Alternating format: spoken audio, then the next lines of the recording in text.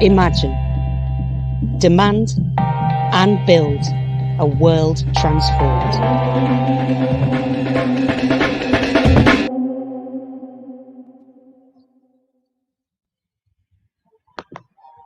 Hi everyone, we're going to get started now. Welcome to TWT 2020 and to this talk, Corporate Trade Deals, A History of Resistance. My name is Deborah Hermans and I've got the pleasure to be moderating tonight's session. I'm a project manager for the Rosa Luxemburg Stiftung in London, who are co-hosting the session, and I'm also involved with The World Transformed and Momentum. Just before I introduce the session and the speakers, a few really important announcements. Firstly, to make the session more accessible, we'll be using a live transcription service called Otter. Attendees using Otter will have to follow a link and open the transcript in a separate window, and the link should be posted in the chat box now. So click on that if you need it, and just message us if you have any difficulties. Secondly, The World Transformed relies on your support to continue the great work that they do all year round. 100 people have signed up during this festival to the Supporters Network, but we need at least 50 more monthly supporters. And believe it or not, tomorrow TWT turns 5. It was on the 24th of September 2016 that it opens its door for the first time. And so what a better birthday present to make than to join the Supporters Network. So just click on the link in the chat box.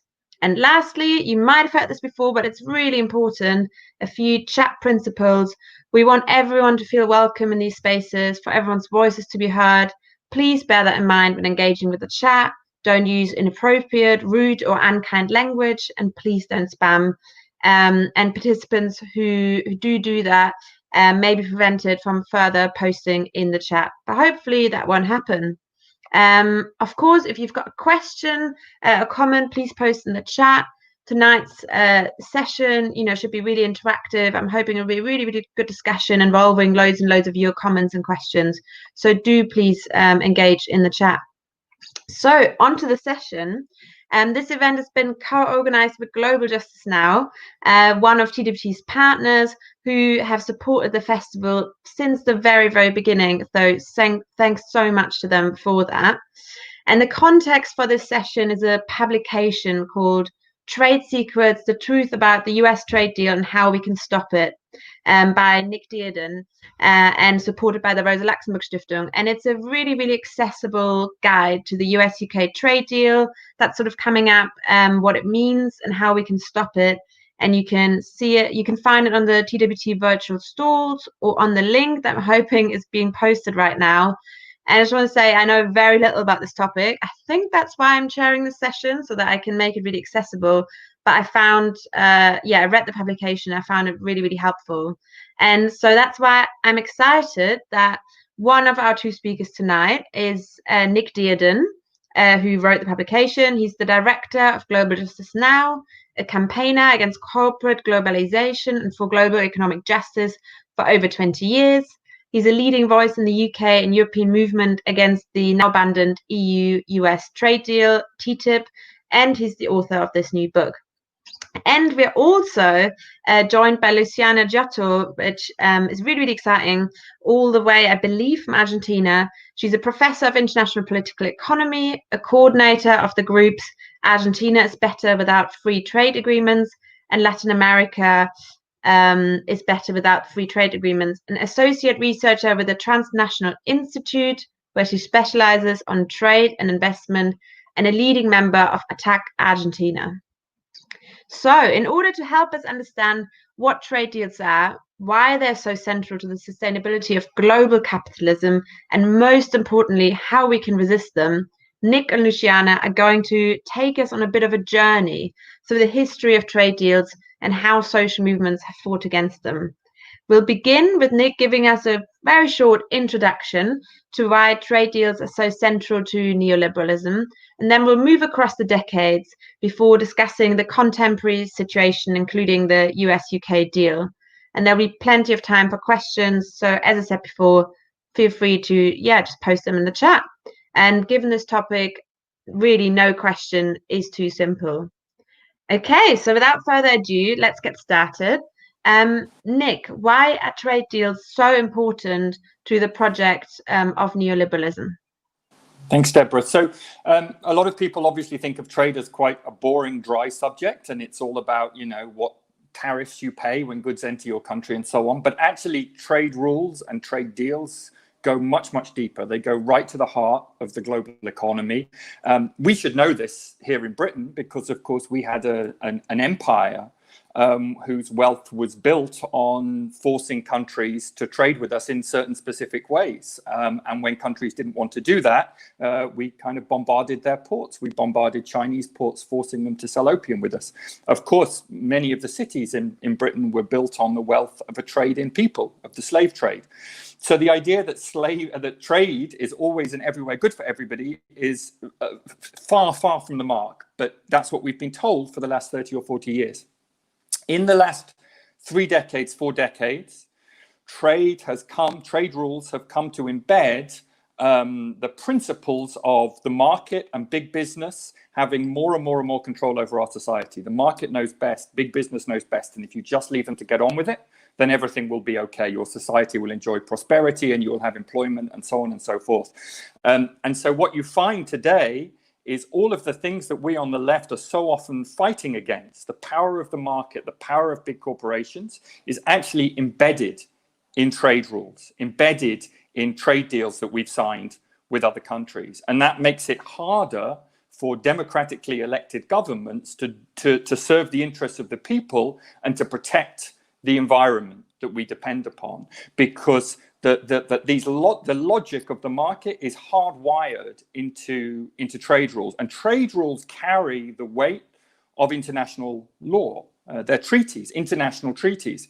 And so it makes it particularly hard for governments to overcome the power of trade deals, the power of the market. And it also means that parliaments often have much, much less control over trade deals, precisely because they're international treaties. So here in Britain, our parliament cannot stop trade deals as things stand at the moment. They're regarded as international treaties that are governed by royal prerogative. So effectively, the Queen, in theory, negotiates these things, and they then carry the weight of international law. So they're really very, very powerful mechanisms. When people think of the global economy as something which doesn't really, is kind of out of control and has no rules, it does have rules. And some of these rules are based in trade deals, and they cover all sorts of aspects of society, from food standards to public services to how we are allowed to regulate and tax big technology companies, to what price we pay for our medicines, and how we can regulate big pharmaceutical companies, stuff that most people would never think of as being really related to trade, increasingly have come to be governed by trade rules and have come to be embedded in trade deals. And that's why anybody on the left who wants a fairer world and a different sort of economy has to take an interest in trade. Thanks so much, Nick, for that sort of introduction, and welcome, Luciana. Hi. So we're going to go on the sort of first step of our journey in history, and where we want to go is to sort of 90s and 2000s, and I guess learn a bit more about what happened then, and maybe we can start with Luciana. Maybe you can tell us a bit, how did you first get involved in trade campaigning? As a left-wing activist, why did you think it was so important? Yes, good afternoon, everybody. Yes, first of all, I fully agree with what Nick was saying. We have to understand that when we talk about free trade, we're talking about the basis of our society these days. I mean, it's capitalism, actually. It's how it works. It will always push, the companies, the corporations will always push for more free trade, free investment, free will, right? But only for corporations, not for people. And well, actually, I was very young, I have to say, when I started focusing on these issues. It's been like 20 years now. And 20 years, it's not something that, I mean, these 20 years, these past 2 decades are a key moment to find the struggles against free trade agreements. Why? I was involved in year 2000, 2001 with the main moment for organizations around the world, which was the World Social Forum. We see that now the World Social Forum is in a form of crisis. Well, it's changing its shape, it's changing its form. This huge place where movements from all over the world got together and shared agendas and proposals and alternatives and tried to understand the world, first of all, to try to maybe have a similar kind of diagnose for the whole of the situation. And what we saw is that that was a key moment. We saw that, for example, that was a very important moment for the struggle against the free trade area of the Americas, FTAA, ALCA in Spanish. This was a moment when lots of movements around the Americas, for example, got involved in the struggle against free trade. If I have to say now, 20 years after that, I would say that that moment was very important, as movements don't always, people from movements don't always understand exactly what free trade actually means, but they kind of understand after the struggle against FTAA that free trade is not something good for them. So this is really interesting because they maybe cannot explain exactly why, but they have this sense that we're talking about corporate power and corporate capacities that go above especially human rights and labor rights, and also, of course, environmental rights. So I would say that the World Social Forum has to be taken as a moment that was really important, not only in the Americas, but all over the world, of course. I don't know, Nick, if you were there, but I had the lack of being in almost all of the forums that took part, that were here in Porto Alegre in Brazil. And we had the first one, for example, for people that were not there, to know the first one in 2001, there were like 15,000 people. Only 2 years after that, January 2003, when Lula da Silva came to presidency, we had 100,000 people in the city of Porto Alegre going only for that social forum. So people from all over the world, it was huge, and that was a moment of fiesta, right? Of party. It was something, a moment of a positive encounter. So that was really really nice. Luciana, I don't know if you remember when the Zapatista rising happened. I was just saying before the phone call, I happen to have a picture on my wall here of San Cristobal in Chiapas in the south of Mexico. And the Zapatistas, well, you can tell the story probably better than I can, but I remember how important they were to me as a left-wing activist at the time, because up to that point, we'd been very focused on what was going on domestically. And this rising that happened in the south of Mexico was incredibly inspiring and made us look outwards to the world in general. But the interesting thing for me is they were rising against a trade agreement. Absolutely, absolutely. I agree there. Actually, it's not only us. I mean, political sociology agrees that if we have to talk about the resistance networks of this past year, everything began with the Zapatistas, right? Because we have to take into account that we had the Berlin Wall fall and the USSR going down, and then everything seemed like, well, like Thatcher, right? There is no alternative.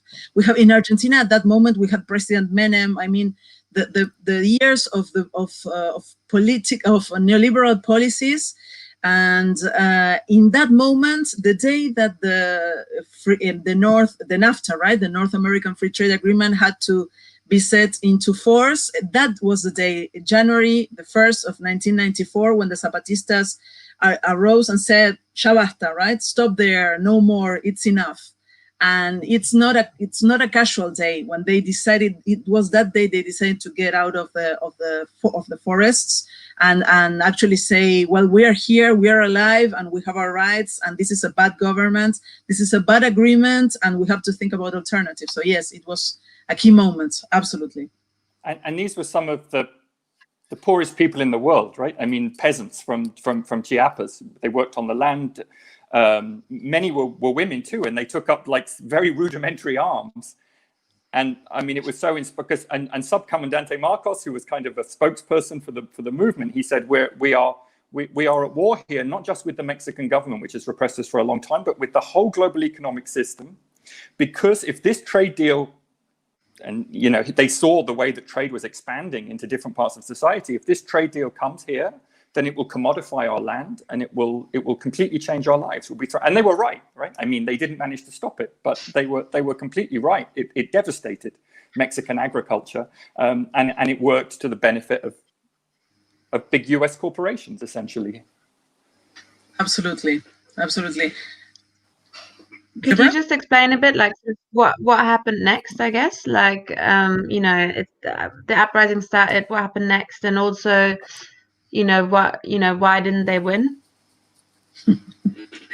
Well, actually, they have been struggling in the forest for like 40 years now.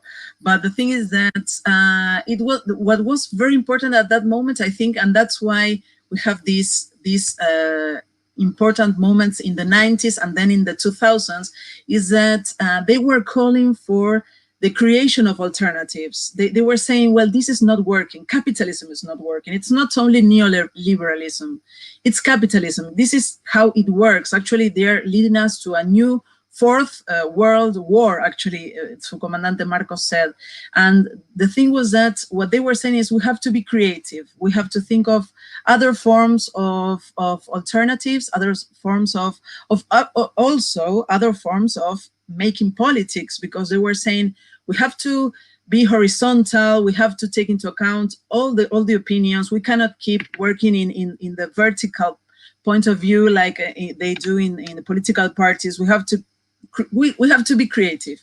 So this was like an appeal, a very interesting appeal, and maybe that's why, well, so many people from the movements in Europe went to Chiapas. I mean, many people you could find there because it was an inspiration, right? So they were saying, no, there is alternative, and we have to create it, right? And it was an inspiration for everybody, and it still is. Although, well, now with 25 years after that, there are many other forms of global movements right now. For example, I don't know if we could say a question to you also.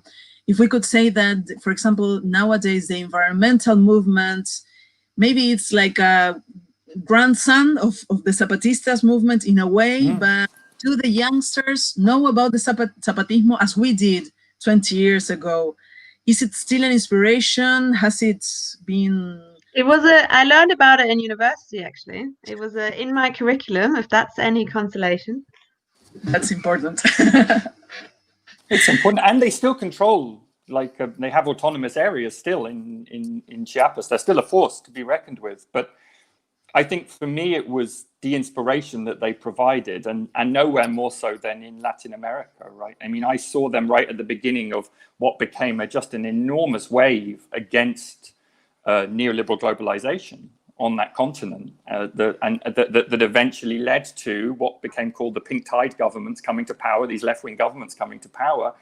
And what really interests me is the way that they saw trade as one of the things that they needed to tackle. And they created this alternative trading area. And okay, it's not as developed as we would like it to be, but they absolutely saw that if you maintained the trade deals and trade rules with the global north, then effectively your economy was always going to be subservient to the needs of corporations in the north. And that was a big lesson for me in why trade was so important. And can you, Nick, I guess, could you expand a bit on how did those movements sort of inspire like activists in the global north? Yeah, well, maybe we can. This is where we can watch. We've got a little clip of Seattle, which really I think is probably the moment when, for us in the global north, it really became mainstream. The anti-globalization movement and so on, which had been happening since Seattle in 94, and then the Zapatistas in 94, and then Seattle in 99, I think. So it took a while, but by the time Seattle happened, a massive protest in Seattle, as the World Trade Organization was holding its summit in that city, and the entire city was brought to a standstill for days. And it was an incredible moment because it was the first moment I remember when there were environmentalists alongside industrial workers. There were people who were concerned about like turtles and tuna and bits of the natural world alongside people who were concerned about their jobs and their security. and they were together. And there were trade unions, and there were environmental groups, and there were development groups, and there were church groups, and it showed the power that this mobilization can create, because it affects all of us in such a deep way. And when was that? That was 99. 99, November 99, yes. So it's been 20 years now, almost 21 of Seattle. Seattle was, yes, really important. It was maybe the first time that in the neoliberal decade that people actually got to see that they had power. I mean, that they could do something, they could change something. I mean, did we actually stop this summit? Yes, they had. I mean, of course, there were internal problems. I mean, France didn't want to open up services. And of course, there were negotiations there going around. But the thing is that actually it was demonstrations that actually stopped the WTO meeting. And this was huge. This was huge for us because we learned from that. But of course, the power also learned from that, because then we had the 2001, which was 2 years after that, ministerial. It was in Doha, in Qatar. So imagine how much you can demonstrate in Qatar. I mean, right? We have a monarchy there, and then they also went to Hong Kong and in Cancun, in Mexico. They learned from that also. It was more difficult to have such an impact after that, but Seattle was crucial. Before you keep going, shall we go to the clip? We prepared a clip so that we can all, know what that was like, and we'll analyze it further afterwards.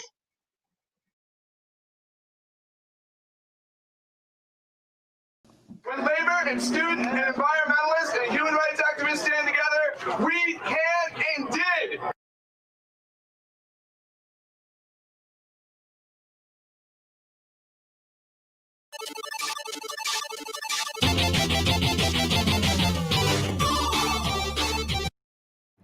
The first trailer for WandaVision confirms it. This is the MCU's version.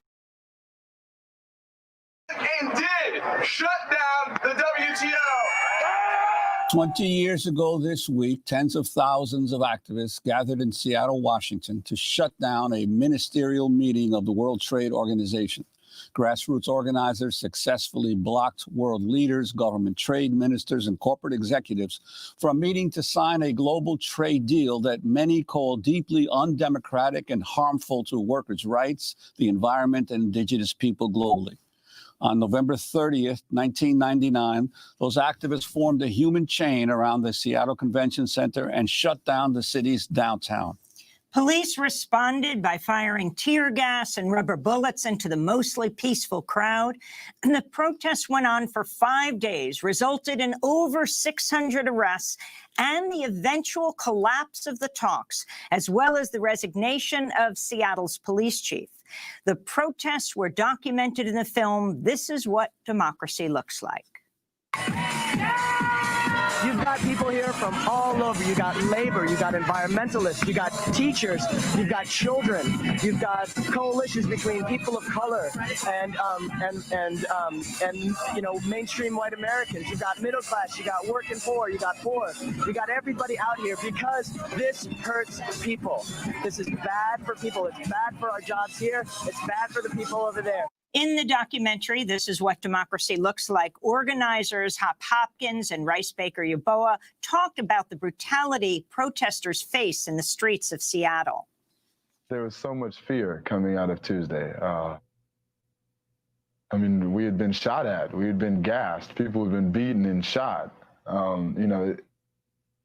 People didn't expect that going into Tuesday, and people had to recommit themselves and reaffirm their position. That night, we ended up meeting up on the corner of Broadway and John and decided about what we were going to do the next day.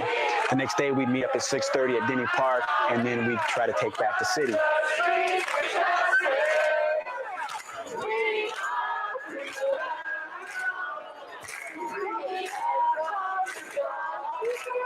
We started to weave our way through the roadblocks that they had set up, and I looked around, I could see people were afraid, and at that point I said, that's really not fear in your gut or in your throat, that's really your first taste of freedom.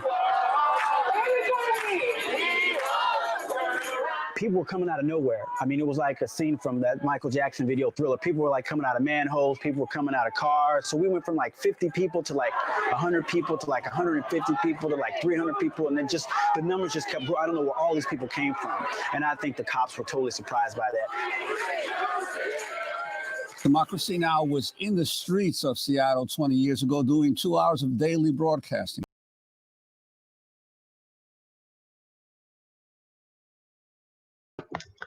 Thanks for that, Tim. Can we get all the speakers up again? Do you have any sort of first reactions or any more comments on that? I mean, for me, the interesting thing is, remember, this was the heyday of globalization. This was like the left, in a sense, was represented by Tony Blair and Bill Clinton, who completely capitulated to this agenda, right? And so we didn't have loads of friends in Parliament or Congress or whatever. It really felt like the people were taking on the elites and winning, because, as Luciana said, the WTO was halted not just that year. The WTO couldn't make another agreement for 10 years. And if it had been able to, the stuff we're worried about now in terms of the US trade deal, that would already be, all of this stuff would already be international law, right? So we held back a huge amount. And somebody said on the chat here, I've just noticed, how do we recreate those conditions? I mean, it's a great question, and I don't have a simple answer to it, but I do think it's worth remembering that this was inspired and sparked off by mobilizations of seriously marginalized and oppressed people around the world, right? It was not sparked off from, our friends in Parliament or Congress or anything like this. And at that point, there were no left-wing governments. I don't think there were only one or two in Latin America at that point as well. So, it didn't feel like we were in a great place. And for me, in some ways, it kind of came from nowhere, and it came from mobilizing around with our friends and allies in different movements and around the world against the stuff that we were deeply concerned about. And I mean, Stephen has just said in the chat that he thinks one key change from Seattle is that trade rules are increasingly set through bilateral deals rather than a multilateral system. Would you agree with that? And do you think, what changes do you think that sort of brought about? Yeah, every time you actually get to shake the system, as I was saying before, it also learns. I mean, the powerful people also learn how to deal with this crisis they had in Seattle, for example. So they had to change their strategies. Of course, they did, and one of those changes of strategies was trying to move all the debate from the multilateral agenda to the bilateral agenda, which is rather interesting, because if we think that, for example, from the neoliberal decade, probably this is my hypothesis, probably the most significant organization of neoliberalism is the WTO, right? And so if we see how long it actually got to work, as Nick was saying, it was very, very little for a very few period of time, very short period of time. Actually, the crisis of the WTO, we can find it from 2003 and beyond. So we are talking about an organization that tried to organize trade, but it actually lasted on the Victoria side for like 5, 7, 8 years. That is really, really crazy if you think about it. It didn't actually last. So the thing is that they had to find other ways to try to get their agenda along, right? So yes, of course, the bilateral agreements are much worse than even the agendas of WTO. But that is the main question, probably. I mean, do we as movements go and save the WTO when the WTO is already on the floor? Do we go and say, no, we'd rather have this? Well, actually, movements in Latin America, for example, say, no, we don't want WTO. We're not going to say, ask Via Campesina, for example. No? We're not going to say, yes, let's save WTO instead of having the TPP or the TTIP or the CETA. No, I mean, we have to find some other way. It's not the WTO, it's not the treaties. We have to find something that actually can shorten the power of corporations. How do we make corporations accountable, and how do we actually make them pay for the violations of human rights, for example, right? But that is another question. The focus is different. I don't know, Nick, how do you see that? I mean, I think I think the rise of the bilateral trade deals was in a sense, like a result of us being successful at stopping the WTO, at stopping this stuff becoming like a law that affects everybody. So countries and corporations, yes, they had to do their individual deals, and that's what we fight against to this day. But it's the agenda is very similar. The agenda is very similar, and I think what's interesting is the way that we have drawn. I think what we've been good at movements is drawing some firm and clear red lines. So some of the stuff they wanted to get in the WTO and in the multilateral agreement on investment, which was a mid-90s deal that we stopped amongst industrialized countries, it's the same stuff they're trying to put in TTIP and the TPP and now the US trade deal here in Britain. And we've been very good in a way at resisting. We've not won everything. It would be stupid to say that, but we've been very good at resisting some of the really extreme forms of corporate power in the world. But what we've been much less good at is creating an alternative to that. And I think that one of the things that particularly worries me today is you don't have a range of governments like we had in Latin America to look to for that kind of alternative. And that's going to be really tough. I mean, we didn't start there, but in some ways maybe we couldn't have predicted it, but we need to get back to the point where there are positive alternatives, I think, that people can look to and experiment with. Of course, one of the things we hoped for here in this country was that potentially a Labour government, had they won the election last year, would have been able to start seriously rethinking how the international trade system works. And having a government in the north that's saying those things, of course, would be very powerful and would help governments in the south that are cautious, scared, or whatever of saying this stuff. But we are where we are, so we have to continue as we always have done as people's movements. I want to continue that discussion because I think it's really interesting, and we will do in a bit. And I really want to come back to Brian's question in a bit as well, which I thought was a really interesting question. But we did promise you all like a history lesson or a journey through history. And so far, we've just sort of looked at the movements in the 90s and 2000s. And just briefly, for sort of 10 or 15 minutes, I want to take us much further back to the 50s to the 70s. And sort of ask Nick maybe to hit us off. Like you write in your book about the problems of trade going back to the pre-war period and to the resistance to that system after the war. Like, what did that look like? Could you explain a bit more about that? Yeah, and I've been thinking about this, and I think there was two trends after the Second World War. So for a start, like as I've already said, this country based its empire on trading relationships with other countries. I'm sitting tonight, half a mile away from the city of London. The purpose of our empire in many ways was to suck wealth out of the global south, the third world, the colonies at that time, and into the city of London. So that it could be used for elites here. That was the purpose, and it used trade rules very effectively. And it came up with this whole concept of free trade, my goodness, because it suited the British Empire. It allowed us to suck that wealth out of the rest of the world at that time. After the Second World War, obviously the empires began to collapse and crumble, and there was resistance, and they were overcome. And so the people in London were thinking, well, how the hell do we maintain this prestige, this power in the world? How can we recreate trading systems that mimic a colonial way of operating?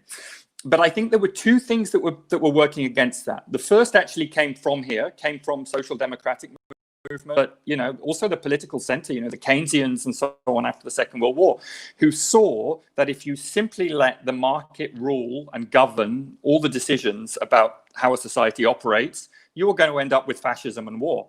Right. So they had to try and think in a different way about how you regulate society. And so after the Second World War, they start thinking about, okay, so, we kind of like trade liberalization, but there are clearly some problems with it. So we think that, we want a free and open trading system, but to the extent that it promotes full employment, to the extent that to some degree it promotes development, right? It's not just a free for all anymore. You need some rules here that actually begin to constrain the way international capital works. And if you don't, capitalism itself is in danger. So it was this kind of Keynesian managed post-war period. And that mitigated against some of the worst excesses that we've seen in the last 30 or 40 years. But there was another really important driver. And of course, that came from the global south itself. And that was liberation leaders, liberation movements coming to power in African, Asian, and Latin American countries and just saying, this doesn't work for us, right? I mean, if we continue just selling you vegetables and selling you metals, right, we're never gonna prosper from that. Like, we are going to be an adjunct to your economies. And so there was a big push, and there was something set up in the UN even called UNCTAD, the UN Trade and Development. It's a whole institute which kind of advises and was in many ways, it was run by people who believed in dependency theory at that time. This whole idea that, you know, northern markets are controlling the rest of the world for their own interests and keeping countries dependent. And the way to deal with that was to delink, was to set up a fundamentally different sort of trading system between yourselves, and one, yes, of course, you know, one day we will be able to trade with the North, but we want to be able to do it from a position of power, not a position of chronic weakness that will just replicate our poverty and replicate inequality in the world. And really, as I say, for me, the high point of that was the mid-1970s, where the non-aligned movement, right, so those developing countries that were not aligned with the US or the USSR came to the United Nations, and they put forward a new international economic order. And it got through the UN General Assembly in 1975. And had that been carried out, we would have a fundamentally different world today, right? It spoke about the need to control capital, the need to control corporations, the need to support producers of raw materials and metals and value their goods differently. It was a fundamentally different way of thinking about the world economy. And that way, that was undermined and marginalized by Thatcher and by Reagan. And that's why we end up with neoliberalism and the world that we've got today, because it was, but I don't want to just portray a picture of kind of endless losses and endless, you know, defeats on the part of the movement. I don't think it's like that. And some countries have learned a different way of doing it. I mean, look at China, right? And I'm no advocate for China as being a model society or a model economy, but they have clearly, to a large degree, reduced poverty and increased their power in the world and the prosperity of their people by following a radically different model of international trade and international engagement. And I think one of the things we can do now is begin to look at those alternatives again and think about how this is absolutely at the center of how you create a fairer and a more equitable world, right? Fundamentally challenging and changing the relationships that exist between capital and labor, capital and people at an international level, and between countries of the global north and countries of the global south.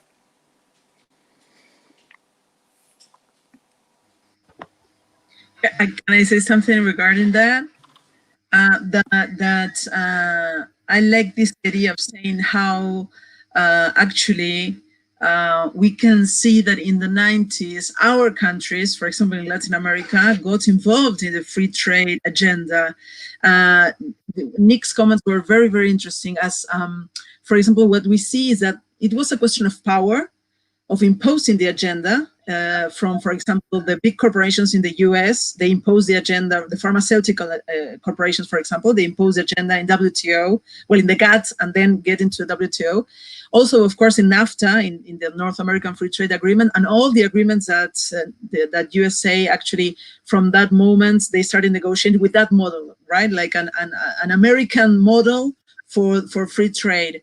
And it was a question of power, it was an imposition, but also there were so many promises that were put there on the line, right? There were like these huge promises that free trade should actually create miracles and bring miraculous results in Latin America. For example, that you would have technological transfer, that you would receive investment, that this would generate employment. And actually, if you see, for example, the preambles of the FTAs or the bilateral investment treaties, they're lovely. I love that exercise, because then they say that all of this will bring prosperity, right? And so that was the idea also. So it was a question of power, but also it was the idea that if you leave corporations to do what they like, this would actually have this effect of going to the rest of society.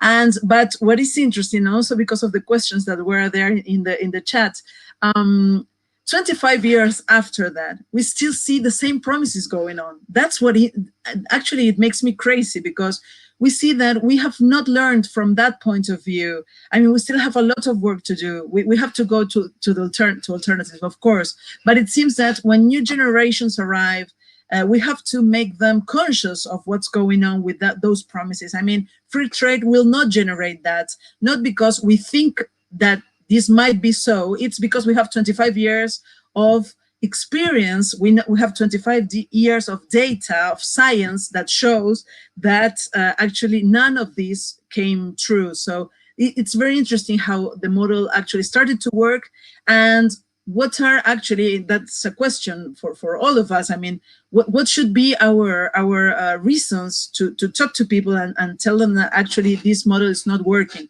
How do we explain people that this is not working? And well, it's something that we have to discuss, of course. Can I just, Luciana, can I? Oh, go on, Deborah. Well, I guess I was just interested, like listening to you, whether this is sort of the questions that you're posing, whether this is a sort of conversation that is happening in, you know, Argentinian society or other Latin American societies today, or whether it's like a very marginal issue. Well, actually, it's a discussion, as Nick was saying. The pink tide, actually, well, you can have lots of criticisms to that. I mean, there's lots of discussion about if they worked or they didn't. But actually, what they did was to bring, to put on the table some of the topics that were not being discussed, and they suddenly were there. They were shown. It means, Ecuador, for example, said the bilateral investment treaties are not working. The mechanism of investor-state dispute settlement does not work. We need to know. We need information. I mean, we're far behind information. So what we started seeing there is that these topics were on the table. They started being important for academia, for example. They started being important for social movements that actually some of them were reluctant to some of the topics of financial activities or free trade, and they started looking at those points. But now I think they're behind again. That's because we're 20 years from Seattle. It's kind of an important period. 20 years, it's a lot of time. I mean, we have these new generations in academia, for example. There are some governments, some countries where like Chile, for example, where the academia is really conservative, and they have lots of trouble to find young people actually young people that can live from academia, that actually can have a salary and dedicate their lives to studying the effects, for example, of neoliberalism and free trade policies. And so it's like a constant struggle against this idea of, this is all there is. It's a kind of, there is no alternative here also. You have to sell extractivism. You have to go on with this model. You have to actually sign the agreement with the EU, for example, if you're Mercosur. This is all there is, right? And so the struggle is there. It's like, but that is completely ideological, right? That is ideological because it's not based on actual science, I mean, on data. We have the data on our side, but we have to show that. We have to gather this information and actually show that with books, with booklets, with information going there and showing the effects on us, on people, right, of these policies. And that's the most difficult part of all, sorry. It's the most difficult part. I don't know, Nick, how you see that? Well, I was going to say one of the things, it seems to me that when you get into a situation, there's a tipping point in these situations. So we can all be worried as people who know a little bit about trade. This deal is coming up, whether it be TTIP or the Trans-Pacific Partnership, TPP, or whatever. And it takes, and we're always thinking, how can we get other people to understand how important this is? And sometimes you just reach a tipping point and it goes. It did with TTIP in Europe, and we defeated it. And I remember, I think people in the audience will probably remember the protests in Chile. 1 year, I lose track of time now, 2 years ago, 1 year ago, huge protests. And the Trans-Pacific Partnership was a part of that, right? I mean, it was you who told me that. I didn't realize. I mean, and then you showed me graffiti on the walls in Santiago against the TPP, taxi drivers talking about the TPP and so on. So this is really interesting how a domestic struggle, a struggle for livelihoods and so on, can become self-consciously part of a global struggle, and trade seems to have the ability to help us do that in some way. Yeah, because it's too violent, right? I mean, the TPP, for example, I usually, well, I know that it's going to be an issue now in the UK. I know that the government wants to have UK inside the TPP, which shows that actually geography has nothing to do with free trade. I mean, you can have England being part of the Trans-Pacific, whatever. I mean, it doesn't matter. I mean, they just have to be there, right? And the TPP, we usually call it like the worst. I usually call it, well, it's my opinion, but I usually say it's like the worst FTA ever. It's like the worst of them all. It's like the devil of the free trade agreements. And for the Chilean society, this was huge, as you were saying, Nick. We were very surprised that a country that they usually use the example, you know, that, for example, one of the FTAs they passed with Vietnam, they told us that the law project to have this treaty passed through the Congress entered the representatives chamber like in the morning, and then it passed in the day, and the other day was in the Senate, and then you had the FTA going on enforced, right? So it's like that was all the debate you had, and now they were able to stop throughout all last year. And it still hasn't passed in Chile. They're always like going to, but well, of course, government of Piñera doesn't have the legitimacy. We hope that it won't pass, but it's because people were aware.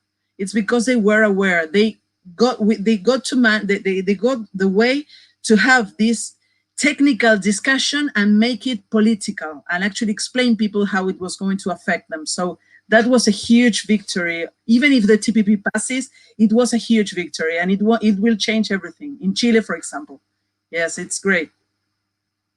So I'm glad we've sort of naturally arrived back in the present, where it was going to take us anyway. And also, I just had to work this out for anyone who didn't. FTA means free trade agreement, and something that I've definitely always found in this area of work. There's a lot of acronyms. It's really hard to get your head around, and everything has a T in it. I don't know. It's quite complicated. So before we hopefully have some time to sort of discuss maybe the alternatives that I guess we got to earlier and answer some more of the questions, I guess I just have sort of one final set of questions myself for you guys, and that is sort of what are we facing now? You know, how is what we're facing now similar and different? Like, what is going on? Like, what the hell is going on with the UK deal? And yeah, are there other deals on the table? Maybe Nick can start off, and then we can hear from Luciana. Well, it's such a complicated question in terms of the US and where it figures in, you know, like what Trump even believes about in terms of trade is a very complicated question. But what we do know is that he's driven by the same US corporations that were driving previous administrations when they were trying to do trade deals with Europe. And now we have a government here that's very keen to do a trade deal with Trump. And from a big picture perspective, I believe this is because some of the people around Boris Johnson are Atlanticists. They saw the Brexit referendum as an opportunity to draw our economy much closer to the US economy, which is a far more free market. I mean, it's bad enough here, but it's a far less regulated economy. Big business has the ability to do far more of what it wants and to hold governments to ransom, essentially. And they see the US trade deal as a great opportunity in one go to draw us closer to that system. So, you know, people will know about chlorine chickens, which has become a big issue with the US trade deal. What does it mean? Well, it's really a symbol of how trade deals force down standards. The US produces meat and, in fact, all food in very different ways to the ways we produce it. In a trade deal, that food becomes our food becomes equivalent with their food, right? It's standardized. You standardize and you say, well, you kind of produce it in the same way. We treat it in the same way, therefore, and you can import it into Britain. And in that way, farmers here then can't compete with that food coming in. So they have to push down standards, pressure the government, lobby the government to push down standards here too. And you get this kind of race to the bottom. I mean, it's the idea at the heart of trade deals that the only thing that matters is more stuff flowing around the world, be it money, services, or goods, not people, of course, but services, money, and goods, capital flowing around the world faster and faster, and nothing can get in the way of that. So if we have food standards that have been democratically decided here that are in some ways preventing us importing American chicken, that's protectionism, right, under a trade deal. And that's the only thing that matters. So get rid of that. You know, and there are all sorts of other things in there that we should be worried about too. I mean, essentially, as I was saying, trade deals today tie the hands of governments. So we know that even this government wants more tax revenue coming from big tech companies like Amazon, Google, and Facebook, and they can't get their hands on it because they're so good at evading taxes. So they've levied this special digital services tax. And America says, no, no, no, that's discriminatory against our big tech corporations. You're not allowed to do that under a trade deal. Same with climate change. We need a Green New Deal. We need to make massive changes to the way that our society works. But there's all sorts of clauses in trade deals that make that kind of action appear discriminatory or unfair to the poor old corporations. The corporations in modern trade deals even have their own kind of court system, right, whereby they can sue countries for disadvantaging them in some ways, whether that be putting health warnings on cigarette packets or stopping coal-fired power stations or putting up the minimum wage in public services, right? So really, I mean, we call them free trade deals, but really they're corporate charters that basically say the interests of corporations, the interests of capital in doing what it wants, when it wants, where it wants, is paramount. And so that's what we're fighting against here. When we're talking about the UK's new trade agenda, that's really the essence of what we're fighting about. It's not to do with whether we trade with America or not. Of course we trade with America. It's the biggest economy in the world. It's very hard not to, right? It's about whether we import their free market deregulated economic system, as opposed to whether we import their goods or not. And that's why it's so enormous. And the problem that we face is, you know, our parliament has very little ability to stop what the government is doing. As I've already said, this is international treaty stuff, and it would bind future governments for a long time. So that's what we're facing. But I'm optimistic, actually, and I'm optimistic because of exactly what we've been hearing from Luciana and what we saw in Latin America 20 years ago, that actually it's not just the left who are upset about this. It's farmers. I mean, farmers up and down the country see the danger and the damage this is going to do to their livelihoods, and they are mobilizing. And so even in some of our, you'll be interested maybe, Luciana, in this, even in some of our very right-wing tabloid newspapers, like the Daily Mail, we now have regular columns saying this trade deal is a disaster, will be a disaster for our farming and our food standards. And I think when you begin to see those kind of coalitions emerging, then you really have you can really have some optimism about our ability not only to stop this, but to stop the whole economic program that is bound up with the US trade deal in terms of Boris Johnson's government. I could listen to you explain it all day. Luciana, do you sort of want to elaborate on, I guess, other trade deals happening right now? I would say that Nick mentioned a key word that actually we see everywhere now, that this idea of standardization, right? The standards, I mean, and the race to the bottom. Why? It's because, for example, as we have learned, I was saying before that we have learned many things in these 25 years of struggle against the free trade agreements. They have also learned, that they need to fasten the system and fasten the way they gain their profit and make it even simpler and quicker for commodities and for investments to move around the world. And that is something interesting because China is also pushing for that agenda. I mean, the Belt and Road Initiative is also part of this idea. And if we see that the only actually something we can take into account in the WTO, although we have already said that it's in a huge crisis, and it's been in a huge crisis for like 17 years now, the only agreement that actually passed the WTO is trade facilitation. And the one that they are discussing right now is investment facilitation. So the idea of facilitation to make it easier for capitals to move around. And that's why they need low standards. They need laws that are around, that are in the middle, and they need them to just move away those standards. So health and consumer standards, I mean, they're useless, right? So let's just make it easier for capitals to move around. Let's just make it, because it's not only a question of actually, of course, tariffs. No, it's not. It has not been a question of tariffs for many years now.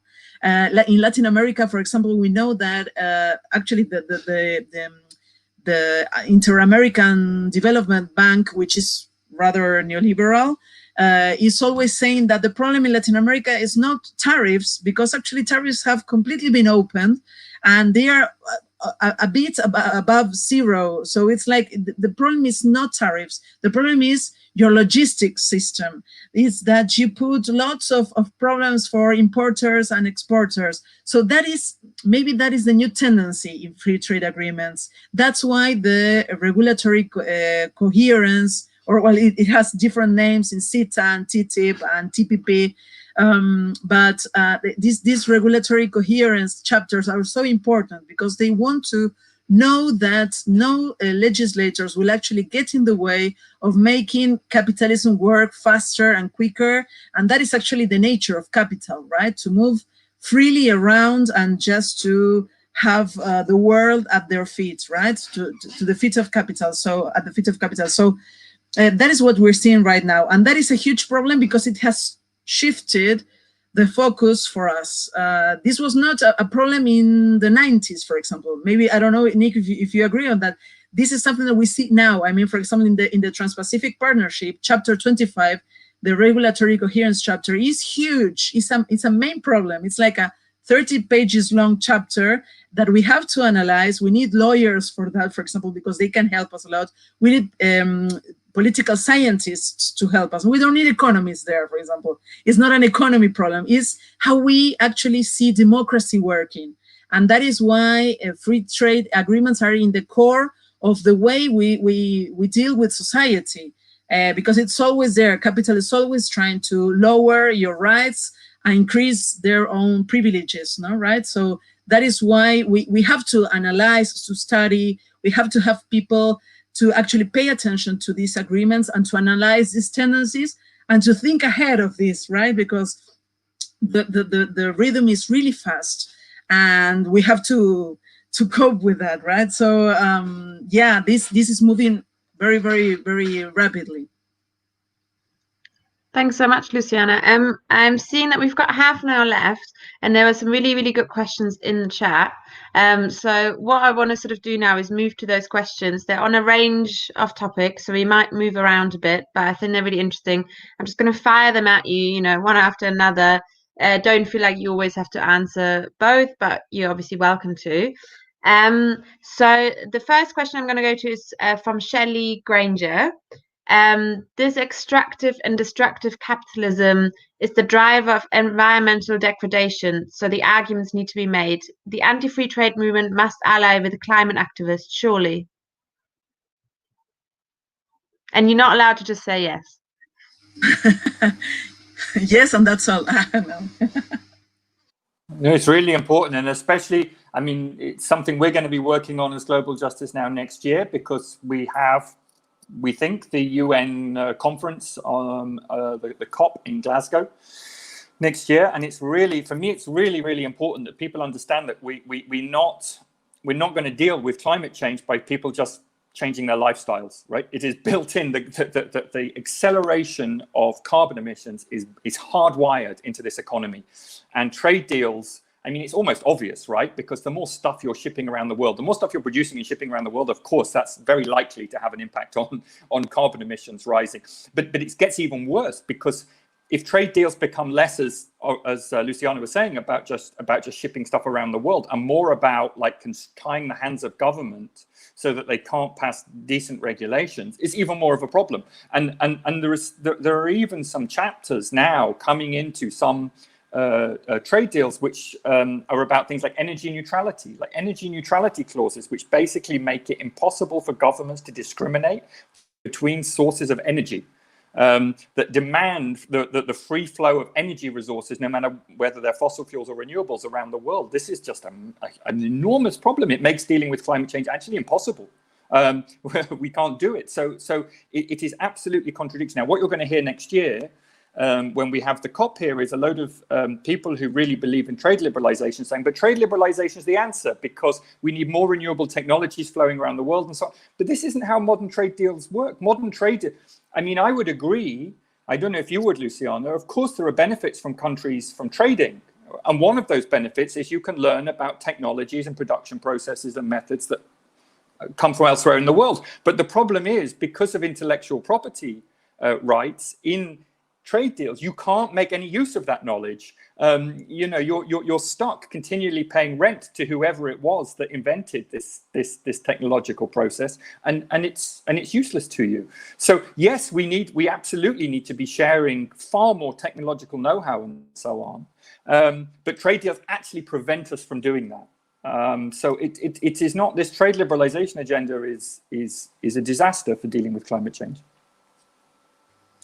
Yeah, regarding that, I wanted to say something. I fully agree there. And actually, what I think, it's not me, it's lots of people now. We're trying to think this idea, you know, that we have this huge debate right now on the Green New Deal, right? Or New Green Deal, or whatever the name it is. It depends on if it is discussed in the US or in the EU or wherever. Here in Latin America, they are speaking about the Eco-Social Pact, something like that. Is Pacto Ecosocial, something like that, something similar. But what we keep saying from the anti-free trade agreements movement is that there is no Green New Deal with free trade agreements.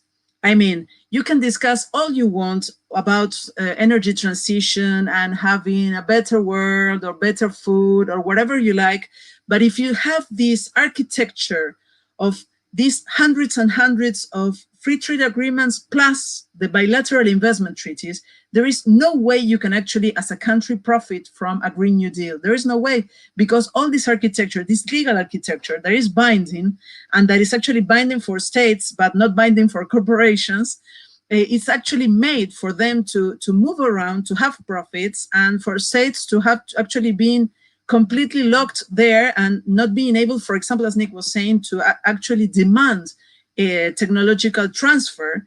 And because actually, yes, as not only intellectual property rights, but the bilateral investment treaties, for example, Argentina has 55 of them, they actually prohibit that a state says anything regarding any technological transfer to the country that is being host to the investment. So there is no way you can have a new Green Deal with this architecture of agreements.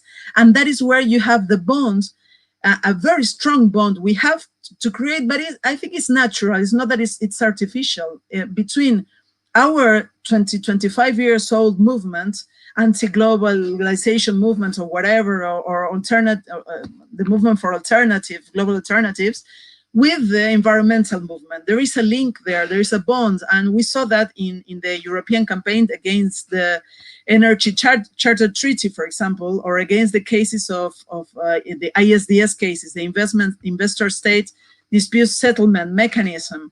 So we see that there is a bond there. We have to work on that because, and this is one other thing that I wanted to say, I think that nowadays we have, as maybe this is an idea, I don't know, Nick, for you to discuss, because it's something that I'm thinking about. As we had in the 90s, this strong movement of peasants around the world, and the birth of La Via Campesina, for example.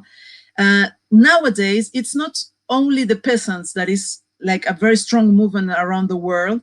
I would say that environmental movements and women's movements are probably the most dynamic movements right now around the world, I mean, globally. Because we have in Latin America, for example, the women's movement is really, really strong and it's really radical.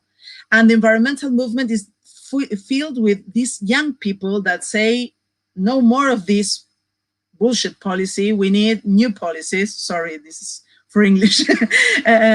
But we need something different. I mean, they are actually moving it all. And we have to have a dialogue there. It's really important that we can actually appeal to them and say, you want to change, you have to help us change this as well. And you have to understand this policy as well, because this will actually puts a limit to anything that you want to change from an environmental point of view, right? I'm going to go to the next question. We're going to go from the climate movement to the Black Lives Matter movement, with a question from Charlie. Given the rapid re-evaluation of British history motivated by Black Lives Matter, how do we link the demands of that movement to the history you laid out, Nick, and the movement against the UK-US trade deal? Well, it's a really, I mean, you know, the last few months has been really difficult, but I think one of the bright lights on the horizon is the Black Lives Matter movement. I am so excited that people in this country are coming. Some people are coming to grips with our history, young people especially, and looking at why our towns are filled with statues of imperialists and so on, and saying, is this right? And this is really important because very, very few British people traditionally have really understood our history or what it was all about. But so much of it was based on these exploitative relationships, which are mimicked today in trade relationships. I really think if you want to understand how little Black Lives Matter in the global economy, you only have to look at some of the trade agreements that we've got. I mean, there's two things, right? There's trade agreements and there's the debt situation, right? Both of which suggest that capital is far more important than people's lives, and it's particularly more important than Black people's lives. They don't matter at all compared to the rights of capital and so on. So, and these things are embedded in international structures. It's not just biases in the way people think about the world. They're meant to work like this. They are meant to suck wealth out of certain parts of the world and into other parts of the world to enrich people elsewhere. So for me, it's incredibly exciting. I know there's a whole load of work and really important work being done about policing in the US, policing in Britain, and all sorts of stuff domestically. But I really think that the international picture is such a major component of this. Our entire history is built upon sucking wealth out of other places in the world and proving that people's lives don't matter to us in those places. And we must redress that, and we can only redress that through the transformation of the international economy. Luciana, do you want to come in on it, or shall we go to the next question? All good. All right. So we're going to go to Navid's question. What are the prospects of the EU changing its approach to trade deals, and what resistance movements are there in Europe or on EU trade deals? Maybe you can start that, Luciana, because you're working on one of the EU trade deals at the moment with some considerable success, we hope. Oh, yeah, I'm working on the Mercosur EU agreement that Nick was referring to.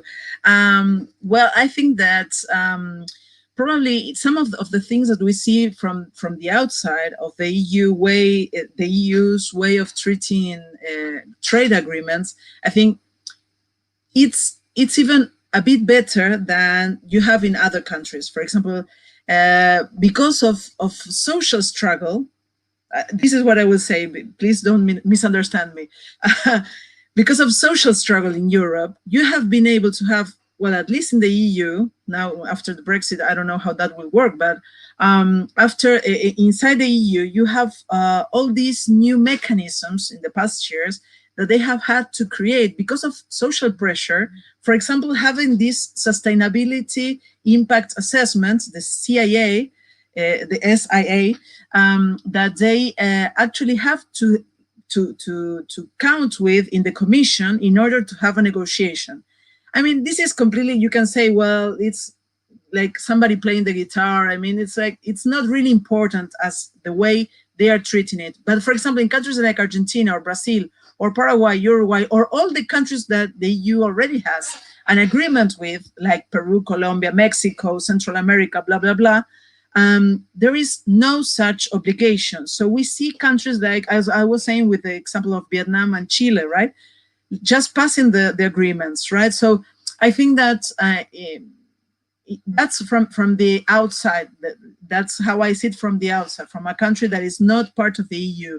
But then when I see the EU's policy, what you see is that they have been making lots of changes, so nothing changes actually, because they are, for example, they put themselves as the head of the reform of the WTO, as the head of the process of reforming the mechanism of ISDS, of investor-state dispute settlements, that is in every bilateral investment treaty signed all over the world.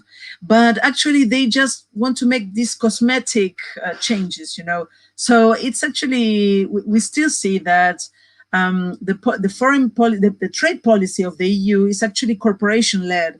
I mean, you still have this, it's corporation captured, right?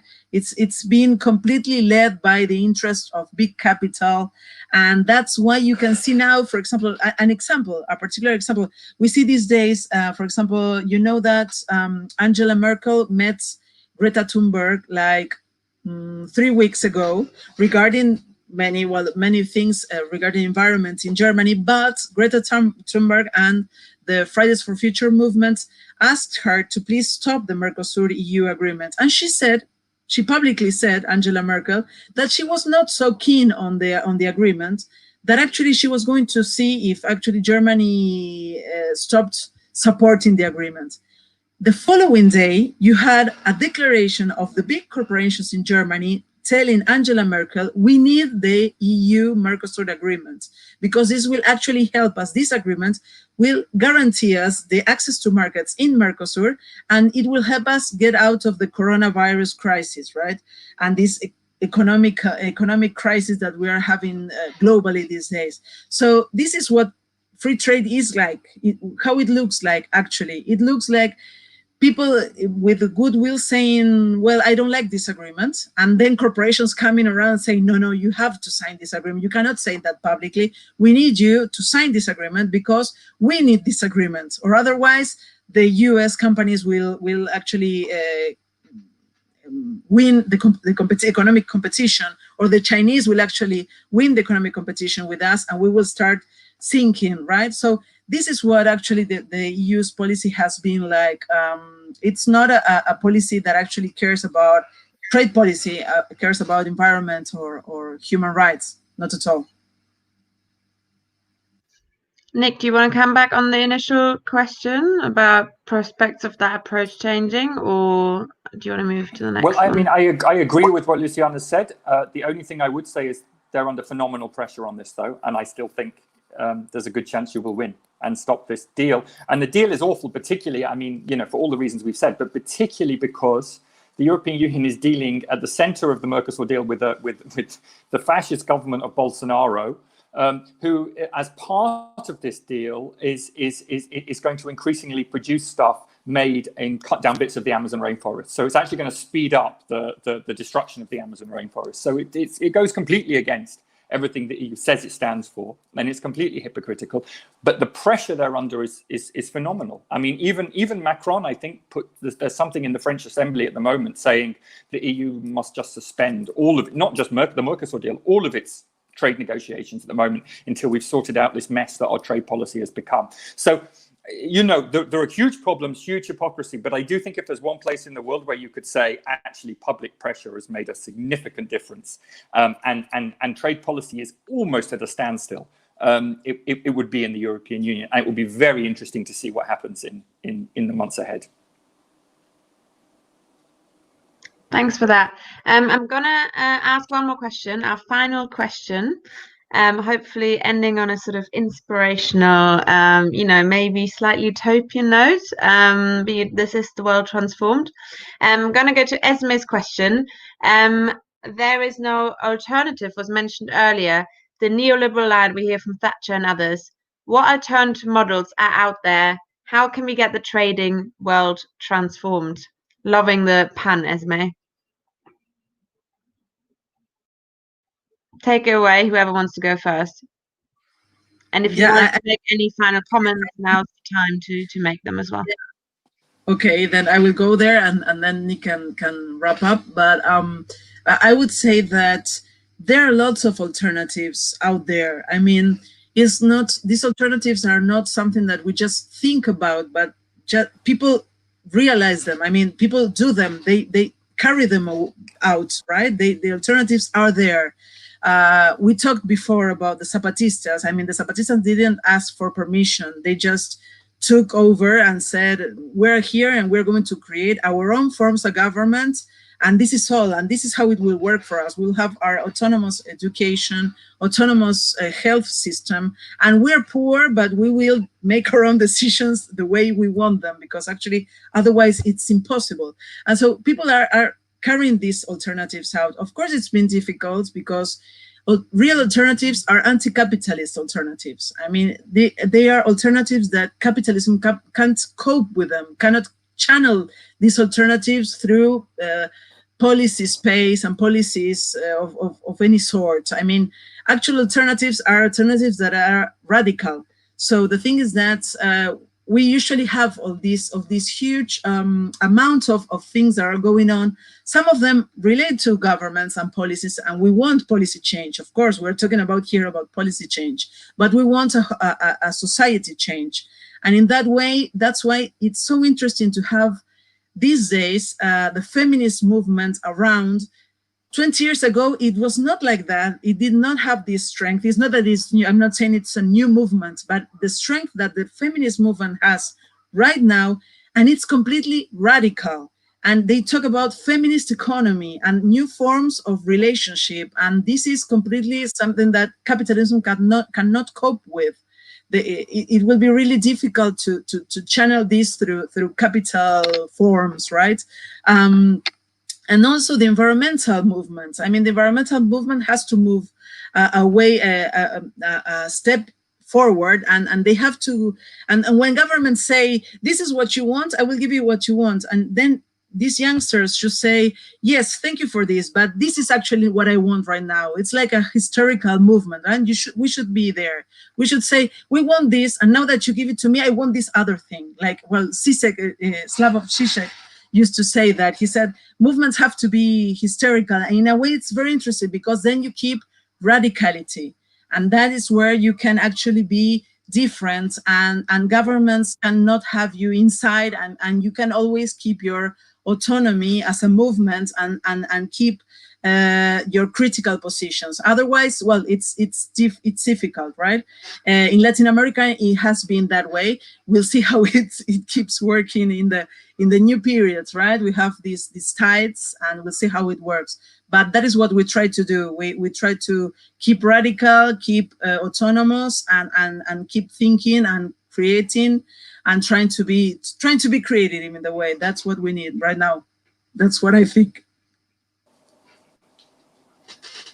Yeah, I mean, you're absolutely right, Luciana, that of course the alternatives in many ways arise from the struggle itself. It's impossible to say at the beginning where things will go. It depends how, what we come up with as part of the struggle. But I do think we're not necessarily starting with a blank sheet of paper on this. And, there's been experiments, for example, with the alternative area of the Americas that was part of the Bolivarian project in Latin America, to say we want a completely different trade system. And this trade system will not be based upon a race to the bottom, but a race to the top. It will be based upon transfer of wealth from the richer to the poorer parts. And it wasn't developed as much as we would like. So it's not like you can look at it and say, look, this is exactly how every aspect of it works.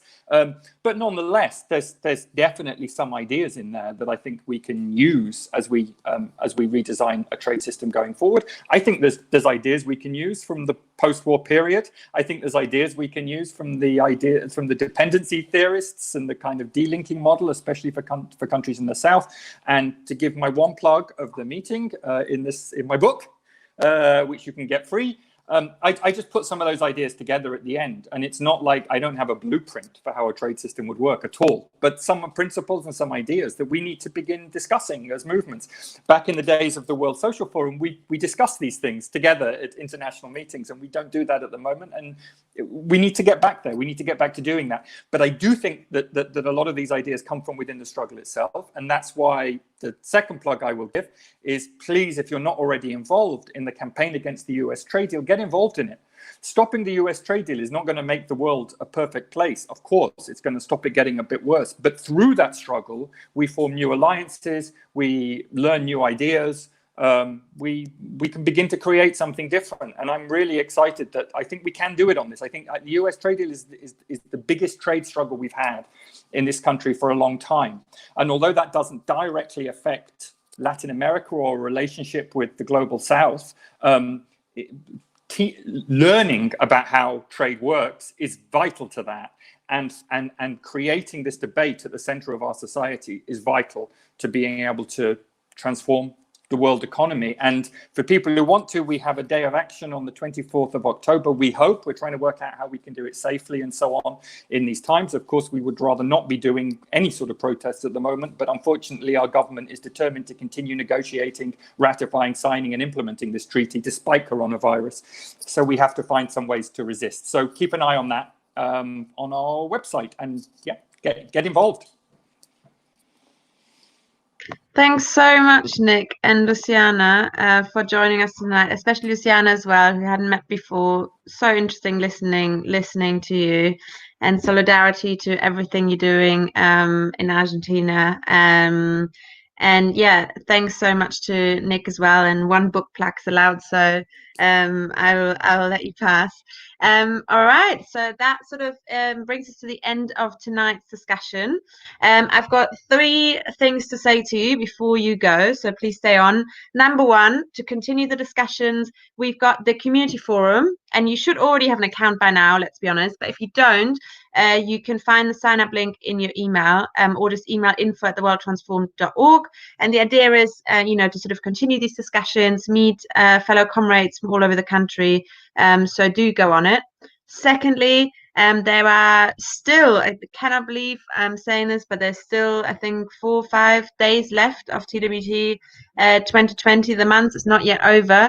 And there's still some really, really exciting events to attend. I want to make a quick plug for tomorrow at midday, I think, is a really, really important political education event on trans liberation. So you should go to that. And then finally, I mentioned this at the beginning, the World Transformed needs your support, and the World Transformed is turning 5 tomorrow. So if you're not a supporter for the World Transformed yet, now is the time to join the supporters network. We've been organizing this for 5 years with very little resources, basically volunteers, and we cannot continue doing that for the next 5 years if we don't get your support. So please join the supporters network.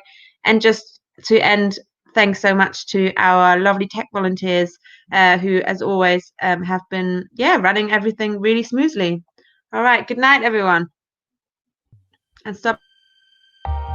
View the full TWT20 program and become a supporter today to help us deliver political education all year round at theworldtransformed.org.